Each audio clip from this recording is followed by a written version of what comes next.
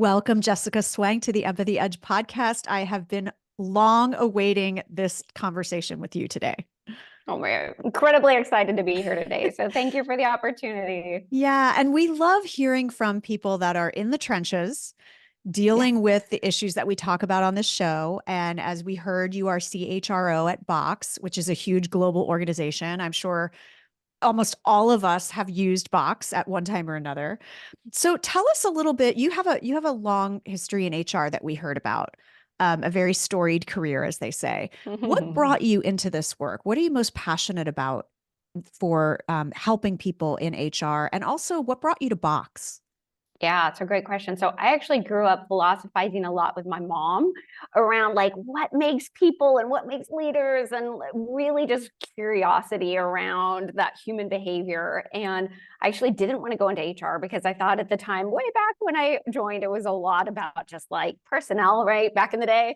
But I love solving problems and I love business and I love people and I love problem solving. And so it was never an intentional, like something I set out to do. It was always about curious and learning and raising my hand when opportunities came knocking. And then Box, so I have had incredible opportunities. Again, I've just been so fortunate. And yet to me, culture, community, leaders, absolutely are what matters. And so that's what brought me to Box and that what keeps me at Box for sure. I love it. I love it. And so tell us, again, from your vantage point as an HR leader of a very large organization, Yes. how are your leaders doing post-pandemic? We hear all the reports, we see all the studies about how leaders are kind of being squeezed from both ends. I know you and I have talked about that in the past. How are they doing in terms of navigating the new workplace and all the newfound demands of the business with the demands of their people? Yeah. I think this is an incredibly challenging time for leaders, for managers, for employees, just because the rate of information, right? It's just mock speed to just try and keep up with technology, the pressures of the business to perform, to deliver, Wall Street being a global public company, something that we grapple with, the sense of caring, compassion, listening to our employees, right? I think we just are asked to do a lot and we're all human. I mean, I find you and I've talked about this a little bit, Maria, but it's hard. Some days are hard and some days we don't want to show up as leaders or as managers. And yet we do our best to show up regardless of what it takes. Completely. And that's the thing is I always talk about empathy going both ways. And we have to remember that it's not just from leaders to employees. It's up and down the chain. It's having empathy for the people that are in charge who have to make these tough decisions, who have so much on their plate. And and it's funny because I'm asking you that question as if you're removed from it, but you are a leader who is squeezed in the middle too, right? And I think we forget that about HR sometimes, is we forget that they're dealing with the same issues and crises that the rest of the business is dealing with, but we always look to HR to sort of solve our problems for us. Yes. Yes. I remember a silly story, but I remember this fall, my husband had COVID. My daughter had been in tears at drop off. Like it was just a horrible experience. Oh no. My dog had diarrhea all over and I had to present. And I just remember being like, okay, you put it on, right? You show up. And that sense of like, everybody has good days, everybody has bad days, but at the end of the day, we're all human. And I think, again, just going back to that sense of how do we connect? How do we just make sure that we're starting first with we're people first. And yet then we all are in this together to, kind of come together within our business or organization. I love that. And so part of the reason why I'm so excited to have you on, again, being in the trenches, is what are some ways that Box is putting that into action? So as you've sort of tried to get your own feet as an executive team on, okay, how are we feeling? But also, okay, what do we need to do in the business to support our leaders? What are some initiatives that you're doing to support leaders right now and help them better balance this juggling act they have? Yeah. So we talk a lot about having really high expectations, but a high level of support at this end. So it's both of those things, being very clear about this is what we expect. Here's our priorities. And yet saying, but we want to enable you. We want to help set you up for success. So From a leader standpoint, we have a lot of kind of group activities. So we have what we call our executive leadership team, our XLT, all of our directors and above, where we have a monthly call with our CEO, with our, kind of all of our leaders, just to make sure we're all aligned from business strategy. We have what we call a monthly manager power hour, where it is, essentially enabling managers on kind of topics. We have listening circles for depending on the various topics. We have a weekly basis, what we call Friday lunch, and that is also our opportunity to come together as a business. And, our CEO shares, Aaron Levy. We also use the opportunity to bring in customers, again, hearing that customer perspective. We give Yes. employee and Boxer updates. So we try and really focus on very high level transparency, a lot of communication, and again, a lot of alignment on what are the business goals, and then translating that down into team goals and then individual goals. Okay, I love this so much because, as you know, with my new book coming out, The Empathy Dilemma, it's talking about 5 pillars that are essential to be both empathetic, but also high performing and accountable at the Yes. same time. And you're basically hitting all of them. But this idea of like what some might deem as excessive communication and collaboration, it's never too much. Like, this is why clarity and decisiveness are 2 of the 5 pillars in the book, because we can't be clear enough. Like, and what I love about what you said was this idea of holding both high expectations, but also the expectation that you will be supported. Because I think that's where especially clarity is so important, is that we're going to be crystal clear with you, whatever level you are, at the expectations we have of you. And then we actually, in kind, you don't get off the hook. You actually have to be accountable for being clear with us about what support you need. And we are going to make a commitment to you that if whatever's possible, we will do to support you, instead of just let me set the expectations and throw you in the water and hope you swim, which is, I think, easier, quote unquote, for a lot of leaders to do, but it's not sustainable and it actually doesn't lead to high performance. Yeah.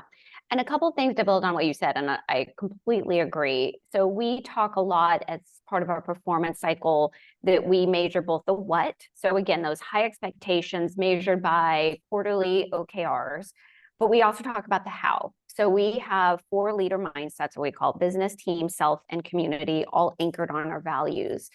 And, again, that expectation, as we say, we have incredibly high standards, but just as important as what you do, it's how you do it, and exemplifying our values, our culture, again, contributing to not only the business, but to your team and your community. And so I do think that sense of it has to be both. And you also said something that I think is incredibly important. It's not just up to then the business to say, here's what I need from you. It is incredibly important and valuable for every person to have that open dialogue with their managers. Ask them when they need support. Ask them for, clarification. Ask them for that feedback. 360s, right? Making sure that it's not just sitting back and waiting to be told, but also engaging in that dialogue.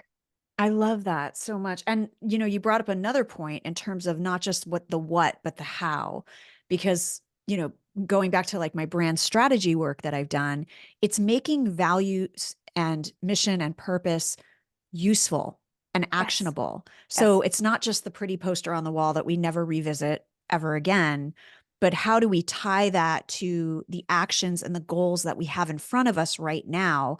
And it's not just going to be enough to meet that goal, because this is where you get toxic rock stars, right? Yes. They might achieve the goal or make their number, and they've like scorched the earth behind them, right? And they've made it a horrible work environment for everyone else around them. And if a company still rewards someone like that, what they're saying with their actions is that that value doesn't mean anything. And that's what, we all say actions speak louder than words. Other people notice. Like, yeah, the company's saying that caring about each other or empathy or service is important, but then that person's getting ahead every quarter. They get promoted, they get acknowledged, they get recognized just for meeting the goal, not for how they met the goal. And I think that's such a key part of empathetic cultures, which is so good to hear that you tie that together every time you talk about it.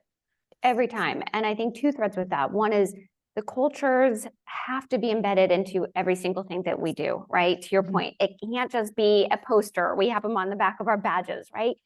Yes, that is important, but it is to the tip of the iceberg. So, we have awards that we align on. So we have our, Proud Cloud Awards where we exemplify, boxers who are exemplifying our values or a value.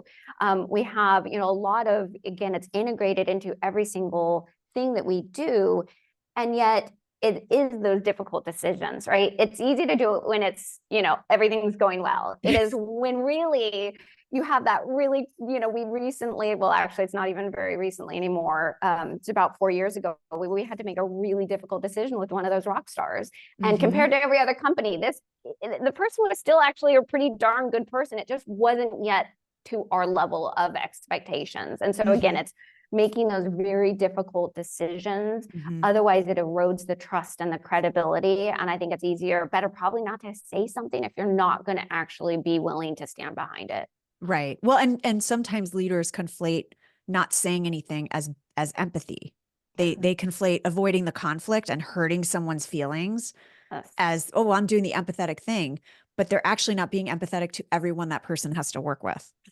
Correct. Right? Correct. And I would also say not even empathetic to that one person. Right. Because, helping somebody learn and grow and move past something that's hindering their success, again, doing it in a thoughtful, compassionate way. Totally. That I think is where some real magic comes from, the trust of, an organization and people, because they can say, hey, I'm growing, I'm learning. I might not get feedback that's always easy to hear, but does it actually make me more effective and a better person or a better, kind of employee? Absolutely important. And those are crunchy conversations, but that's where, hard. You and I were talking, we were talking before we started recording that it takes courage. And this is why I laugh when people say, I don't want to be an empathetic leader because then people will think I'm weak. And I'm like, empathy actually requires strength. Because you have to make these difficult decisions and be able to make them with compassion and be able to support someone and sit with someone, but you're not necessarily changing the decision. Correct. Yeah. And I think it's making those difficult decisions with as much kindness, which is much thoughtfulness, right? Consideration for everybody involved. One of the things our family, we say every morning is clear eyes, full heart. But just that sense of, you have to go into it, you have to look at it clearly and with, but also at the same time, having a full heart to approach it makes such a difference. Well, and I know, I want to recognize that even though I say empathy is innate to all of us as humans, it looks different for some of us based on neurodiversity or past experiences, or, it's not always as accessible. That muscle is not always as toned for some of us. And so how does the company support leaders and really anyone at any level to build that emotional intelligence, to build that ability to self-regulate, to see another person's perspective? What are some of the things that you do as a company that might be some ideas for leaders listening? Yeah, it's a really important, right? And it needs to, and I think we also have to have that empathy to use, that different people shows up differently in different ways. Yeah. Right. And it's not always going to be one size fits all. So a couple of things we do is, one, we do a lot around our values in our learning. So we have a Make Mom Proud session where we talk about, which is one of our values. Actually, I'm wearing my t-shirt here, Make Mom Proud. But that sense of what does that value look like in action in real life? And so it goes through, we use actual real life box examples from the past. So it's not just theory. So that's one example. Two, we really emphasize, again, kind of listening circles and hearing both ways and role playing, and so that manager enablement of, it's not just, reading a manual, but it is like, how do we practice this? Because it is a muscle and it takes practice and ongoing, you can get rusty and then you have to kind of re-engage with it. We also do executive coaching for some of our individuals. So if we really believe somebody has a lot of potential, but maybe they have, a blind spot that's getting in their way, we also, provide some of that. We also look a lot to some of our benefits. Modern Health is one. So we provide, kind of coaching where somebody can go and talk to somebody, a professional. Because again, I think it's sometimes looking at yourself and then learning how to do it for the team and individuals. So yeah, we try and look at it across all bases. I love that. And that's bringing in some of my other pillars, which is self-awareness and Yes. self-care. And sometimes it's counterintuitive to people that are seeking to be an empathetic leader. They want to put everyone else first. Yes. That's their instinct. And that's not exactly empathy. That's a little bit of submission, a little bit of people pleasing. But if we Yes. start with ourselves and kind of, I always like to use the phrase, get our own houses in order Yep. and understand what are our blind spots, what are our emotional triggers, the more we can have that courage in the moment to be able to be with someone on our team and take in their point of view and their perspective without fear or defensiveness, because we Mm. know ourselves so well. We know how we show up in conversations like that. And so it's kind of counterintuitive, but the first step to empathy for others is working on yourself. 100% Yeah. plus. I totally agree. Plus, Right. plus, plus. And I Yeah. think that understanding, I always say that self-care is also knowing and drawing your own boundaries. Yes. Because to me, I think it's so easy to think like, to your point, I'm just going to take care of everybody else all the time, but then we're depleted. And so Mm-hmm. knowing where and how, and it doesn't look the same for everybody, but what Right. are those supercharging moments where we get to fill our own tank, so that we can show up the best way possible for Mm-hmm. others, you know, recent example. So I am a very passionate person. And I also, I work really hard on staying super objective. And the other, Mm-hmm. night I was in a pretty intense call over something that was a really difficult conversation. And I said, this is so important. Can we talk about this tomorrow? And it was so hard for me to call the conversation. But Yeah. then the next day we picked it back up and we had a really productive, healthy conversation. But I knew in that moment, I was like, okay, all my Right. flags of like, I'm not Yeah. going to show up the way that I want to, or we're not going to get to the Right. best outcome out of this one. Right. And that requires knowing, recognizing that those Yes. triggers are starting to happen for you. And there's so many people that sort of go through life like a bulldozer, just Yes. not seeing what's happening to other people, but also not being able to recognize what's happening for themselves. Yeah. And that's also part of the clarity that I talk about, is clarity in setting those boundaries. So you need to be self-aware enough to know what those boundaries should be, take care of yourself to respect those boundaries, but also clearly be able to communicate them as well. Yeah. So I love that. That's so great. And you're reminding me of, again, kind of back to that self-care issue. One of the things I write about in the book is that, self-care is not manis and petties. It's not massages. It can be, but that's more self-maintenance, right? Yeah. Self-care, the way we're really talking about it, is how to understand what recharges you, or where Mhm. you need rest, or what energizes you. And so it can be very active. It could be, for some people, self-care is running a marathon.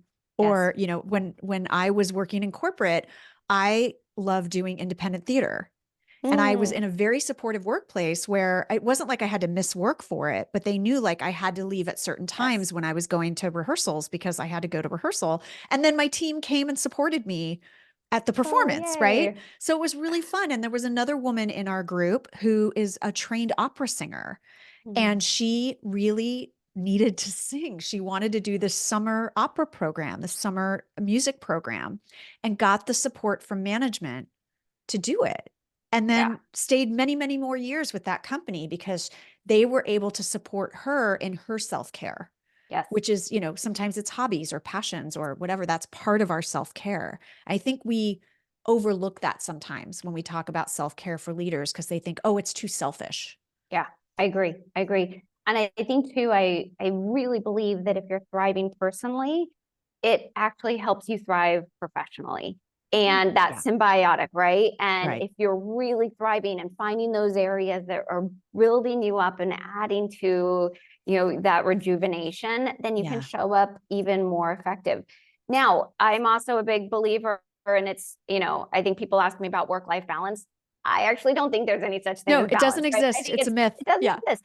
I call it, kind of like work integration. Because Yes. to me, like, it's really important for me to spend some time with my daughter, but that also means that sometimes then I get back on later, in the day. And so it doesn't always mean like, hey, here's my, I don't answer a call after 5 o'clock and that's my boundary and I'm going to stick to it. But it's knowing where and when and how Right. to set those boundaries, and that's really prioritized within your kind of the work life and the personal life. I always joke that if work-life balance was real, we would be giving like 11.1% to everything in our lives, right? It would all be equal.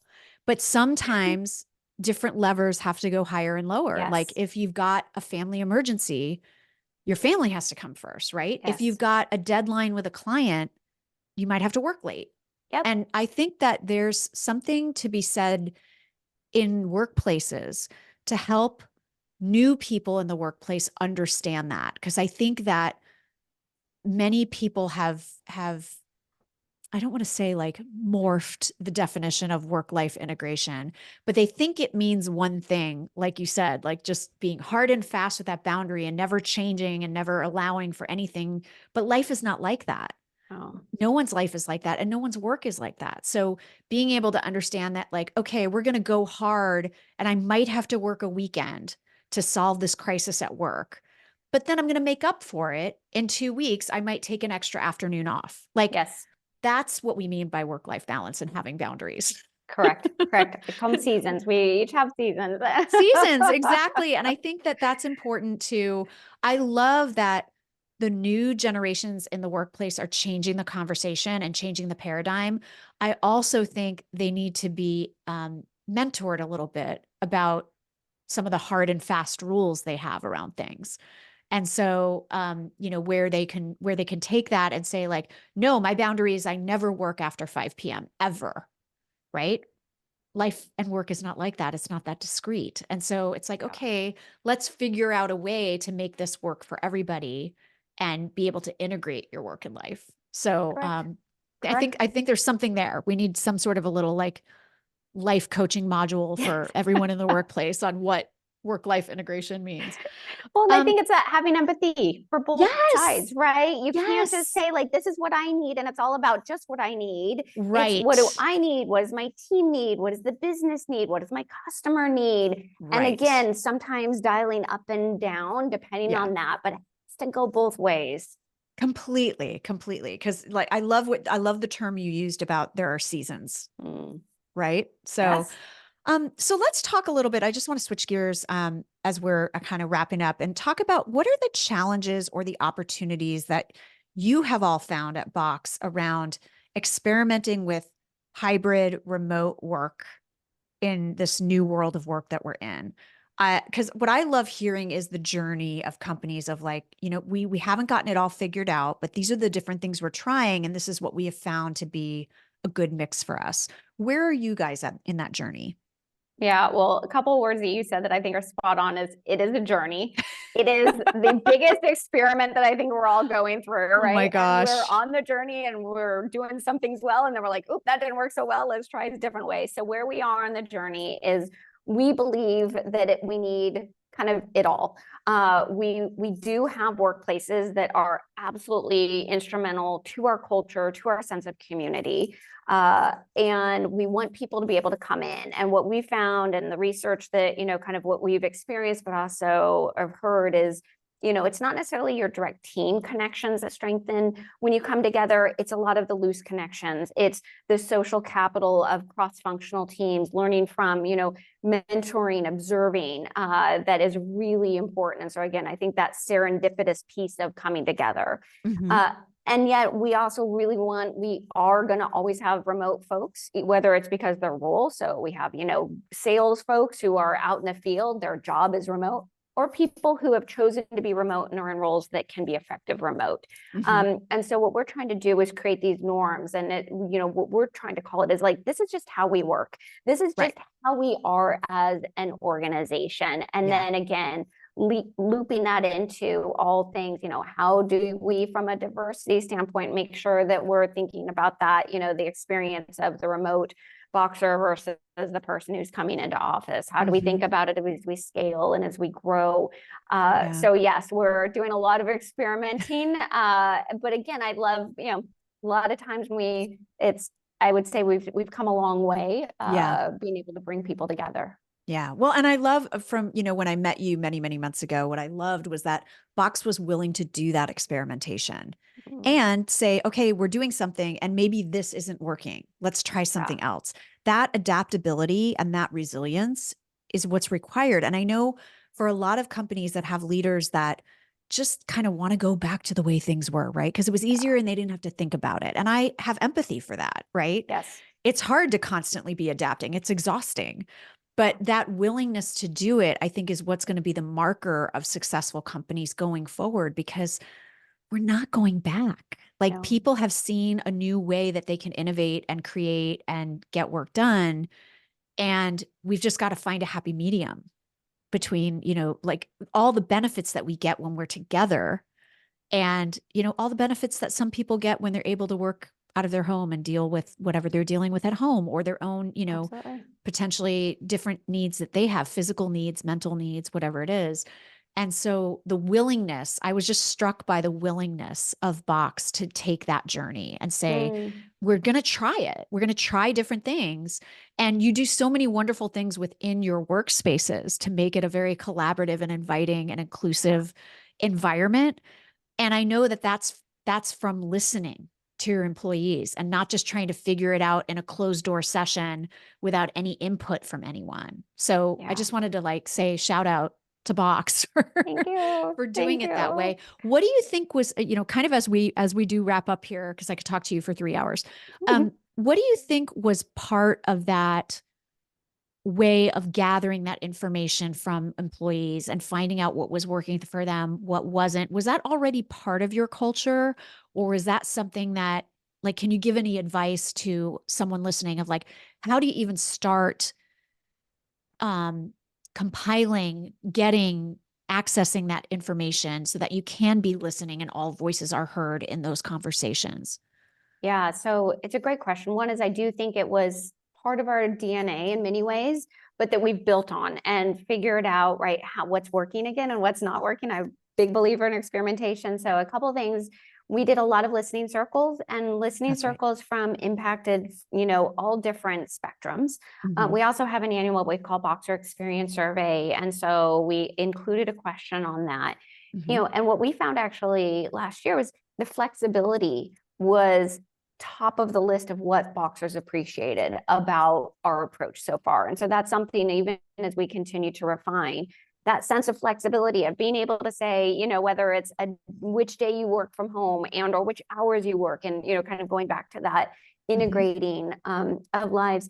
And then I think, some of it is we've gotten a lot of asks, and some of them we're saying, thank you, that's a great suggestion. However, we're not able to do that, but here's the reasons why. And again, Right. I think that going back to clarity is kindness and that sense of Yeah. like, we hear you, however, A, B, and C, and Right. just being able to have that very open and transparent conversation, not just kind Mhm. of pretending like, la, la, la, I don't want to hear it. Yeah, exactly. Putting your hands over your ears. Well, and I love that because that's also very good to celebrate and to acknowledge people feeling safe enough to give the feedback so you don't end up discouraging future feedback. Yeah, Because what could easily happen is you go, no, that's a terrible idea. We're not doing it. Right. Which how some companies are actually reacting to their employees. You have now you have now stifled any future contribution or idea that that person is willing to make. And so I love the approach you said, which is super empathetic. It's like, that's a great idea. Thank you so much for bringing it to us. We've looked at it, but here's why that's not going to be feasible right now. Or you may find that someone gives an idea and initially that's not workable, but there might be pieces of it that you can yes, implement from into going forward. So I think just constantly encouraging people and thanking people for their feedback. Because what I often hear from leaders is, yeah, but if I ask everyone for their feedback, that they're going to assume that I'm just going to do what everybody wants. And I'm like, you don't have to set that expectation. You can set the correct. expectation that you're going to consider all the input and make sure that you encourage and thank for the input, in a genuine way, not, Yes. not because you know you're never going to do it, but, and then really get humble and say, is there something in this that could be useful? Rather than I already know what my mind's made up, but you guys have 2 weeks to tell me what you think about it. Cause that's what happens is, again, in the expediency, trying to like, let me just get this over with and tick a box that I asked everybody what they thought. It's doing it in a very genuine way where that is factored into your decision making.